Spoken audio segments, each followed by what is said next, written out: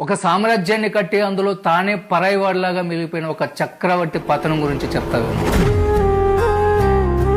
ఇల్లు కట్టేటప్పుడు బయట గృహ ప్రవేశం రోజు బంధువులకి మర్యాద చేస్తూ బయటే, మనం నిద్ర పోకముందు వెళ్తాడు, మనం పడుకున్న తర్వాత ఎప్పుడో దొంగలాగా వస్తాడు. సొంత ఇంట్లో తను కట్టుకున్న గూటిలో నిద్రపోవడానికి మాత్రమే వచ్చే ఒక అతిథి పేరే నాన్న.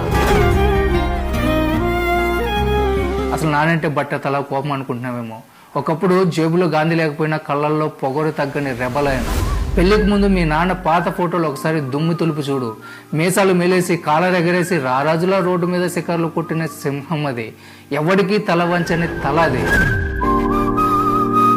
కానీ ఎప్పుడైతే మీ అమ్మ మెడలో 3 ముళ్ళు పడ్డాయో అడవిలో వేటాడే సింహం ఇంటిని కాపాడే కాపలా కుక్కలాగా మారిపోయింది.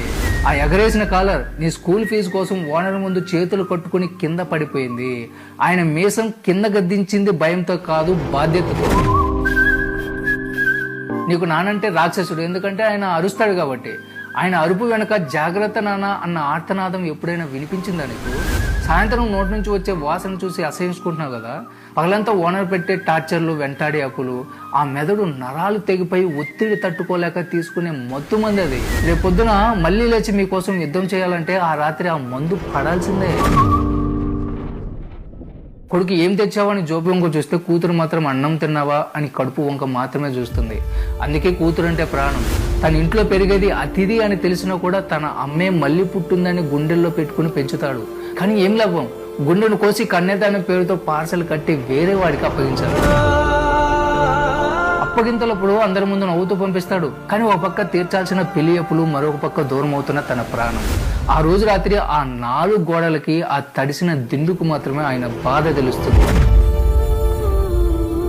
కట్ చేస్తే పిల్లలు పెరిగి పెద్దవాళ్ళు అయిపోతారు. పెళ్లిళ్ళు, ఉద్యోగాలు, సపరేట్ కాపురాలు. ఇంట్లో ఉంటే వాళ్ళకి ప్రైవసీ కావాలి. నాన్న హాళ్ళు తగ్గినా కూడా ఇబ్బందే. ఇల్లంతా తానే కట్టుకున్న గూటిలో తానే విరిగిపోయిన ఒక కుర్చీలాగా మారిపోతాడు. జీవితాంతం బరువు మోసి అలసిపోయిన ఆ గుండె ఇంకెవరికి భారం కాకూడదని ఒకరోజు నిశ్శబ్దంగా ఆగిపోతుంది, స్విచ్ ఆఫ్ అయిపోతుంది. 10 రోజులు కన్నీళ్లు కార్చిన తర్వాత 11వ రోజు అదే ఇంటి కోసం రాబందులాగా వాటాలు వేసుకుంటారు. అప్పుడు కూడా ఆ ఫోటో గోడ మీద నవ్వుతూనే చూస్తూ ఉంటుంది.